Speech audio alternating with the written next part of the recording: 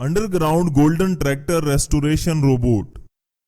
खैरपुर नामी गांव में रघु नाम का एक चोर रहता है। एक बार वो दूसरे गांव से एक सुनहरा ट्रैक्टर चोरी करके आता है। उस चोरी की खबर उस गांव के लोगों को भी हो जाती है, इसलिए वो गांव के लोग रघु के पीछे भागने लगे।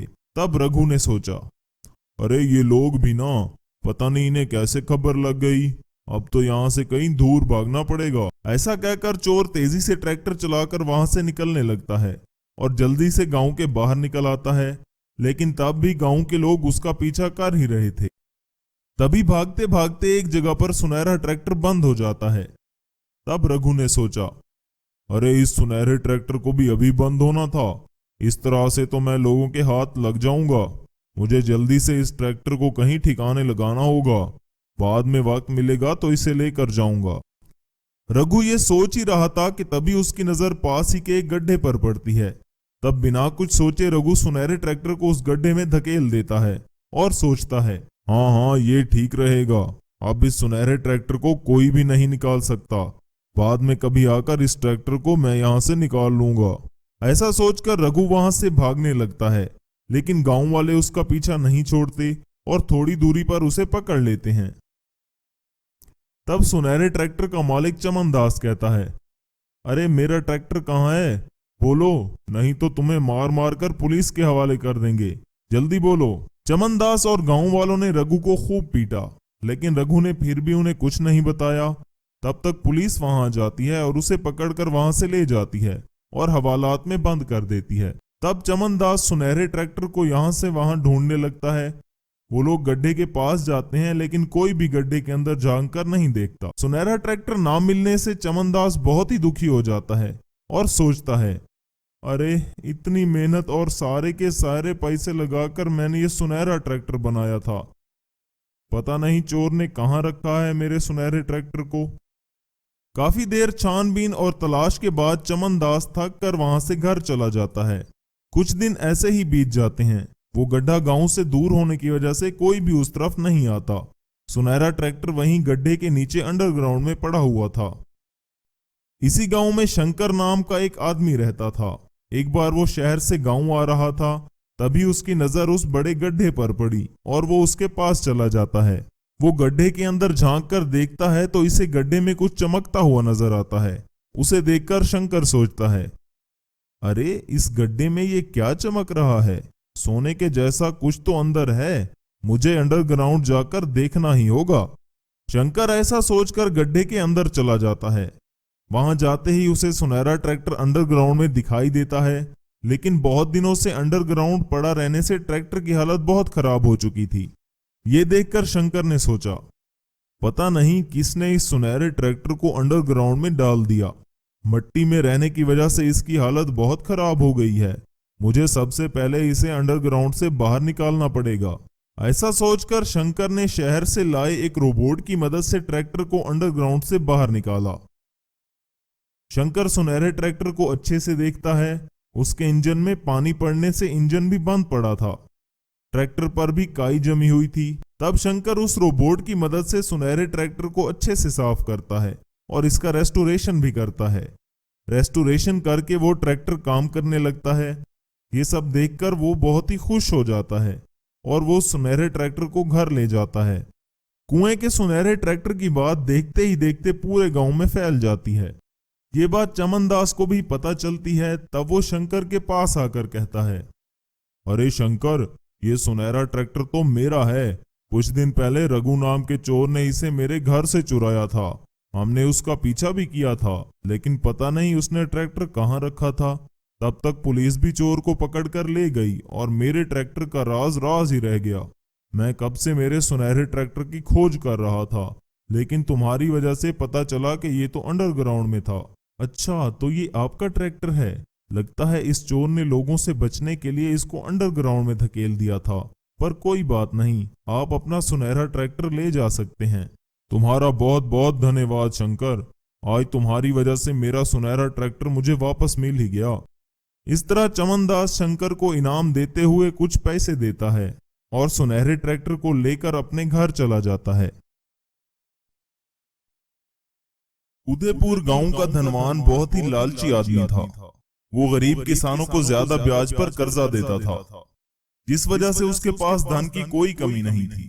एक बार धनवान सोचने लगा, आजकल डाकुओं का बहुत आतंक बढ़ गया है, मुझे मेरा सारा धन हिफाजत के साथ रखना होगा, पर किसी ऐसी जगह पर धन छुपा कर रखना होगा जहां डाकू तो क्या कोई भी ना पहुंच सके।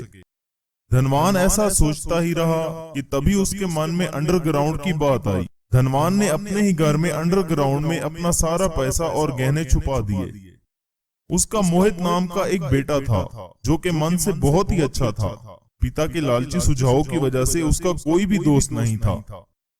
एक बार मोहित गांव में घूम रहा था कि तभी गांव का एक लड़का उसका मजाक उड़ाने लगा और उसने कहा, अरे ये तो लालची धनवान का बेटा है ना, बाप के जैसे ये भी लालची होगा।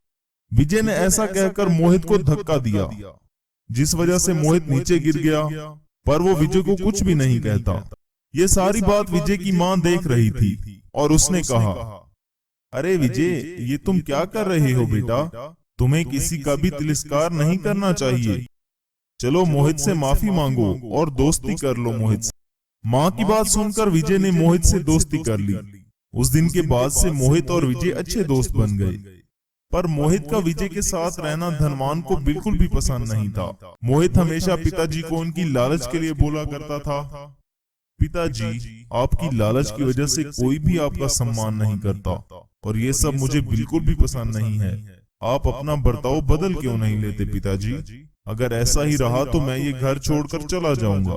मोहित इस तरह से हमेशा अपने पिताजी को बोलते रहता था। विजय मोहित के साथ कभी कभी घर भी आता था। ये देखकर धनवान ने सोचा, मेरे बेटे का दिमाग तो इस विजय के बच्चे ने खराब करके रखा है, इसलिए मेरा बेटा हमेशा घर छोड़ने की बात करता है। मुझे सबसे पहले इस विजय का कुछ न कुछ तो करना होगा। मोहित के बर्ताव को देखकर धनवान अपने सारे धन को सोने में बदल दिया और उससे एक बड़ा सोने का रोबोट बनाकर अंडरग्राउंड में रख दिया। और एक दिन विजय के घर चला गया और उसकी माँ और विजय से कहा, तुम लोगों ने पता नहीं मेरे बेटे को क्या पट्टी पढ़ाई है, वो हमेशा मेरे ही खिलाफ बातें करता है। आज तक मेरे बेटे की वजह से मैं चुप रहा, पर आज नहीं। अगर आज के बाद मेरे बेटे को कुछ भी बोला या इसका दिमाग खराब किया तो मुझसे बुरा कोई नहीं होगा। अरे नहीं तो क्या कर लोगे धनवान? विजय के ऐसा कहते ही धनवान अपने गुंडों से विजय को मारने के लिए कहा। तब उसकी मां ने बीच में आकर कहा, नहीं नहीं धनवान जी, मेरे बेटे को मत मारो, मेरे बेटे को छोड़ दो, आज से हम मोहित से कोई रिश्ता नहीं रखेंगे। माँ के ऐसा कहते ही धनवान अपने गुंडों को रोक लिया और घर चला गया। जब ये बात मोहित को पता चली तो उसे अपने पिता पर और भी ज्यादा गुस्सा आया। मोहित ने विजय से मिलकर माफी मांगी और कहा, मुझे माफ कर देना दोस्त, पिताजी का स्वभाव ही ऐसा है। पिताजी को अपने पैसों का बहुत घमंड है, अब तो इनका घमंड उतारना ही होगा। ऐसा कहकर मोहित घर चला गया और घर में पैसों को ढूंढने लगा। घर में तिजोरी भी खाली पड़ी थी। सारा घर ढूंढने के बाद भी उसे कुछ नहीं मिला। पता नहीं पिताजी ने सारा धन कहाँ छुपा कर रखा है। ऐसा कहकर मोहित धनवान के कमरे में जाकर छानबीन करने लगा। तब उसे कमरे में एक दरवाजा दिखाई दिया। उस दरवाजे से मोहित अंडरग्राउंड चला गया, जहां पर उसे सोने का रोबोट दिखाई दिया। तब जाकर मोहित को सारी बात समझ में आई। अच्छा, पिताजी तो मुझसे भी 2 कदम आगे हैं। अब देखिए पिताजी मैं क्या करता हूँ। मोहित ने ऐसा सोचकर एक नकली रोबोट को सुनहरा रंग लाकर वहां रख दिया और गोल्डन रोबोट को लेकर शहर में बेच दिया। दूसरे दिन धनवान जब सोने के रोबोट को देखने अंडरग्राउंड गया तब वो उसे देखकर चकित हो गया। मोहित सोने के रोबोट को बेचकर जो पैसे मिले थे वो सारे गांव वालों में बांट दिए और गांव वालों से कहा, आज से इस गांव का कोई मुखिया नहीं होगा, किसी को कोई कर्जा नहीं देना होगा, सबका कर्जा माफ। मोहित की ये सारी बात धनवान ने भी सुन ली और अपना सर पकड़ लिया। अगर घर में ही ऐसी औलाद हो तो दुश्मन की क्या जरूरत है? मेरा ही बेटा मेरा दुश्मन निकला। अब तो मुझे तीर्थ यात्रा जाने के अलावा और कोई रास्ता नहीं है। उस दिन के बाद से सारा कारोबार मोहित संभालने लगा और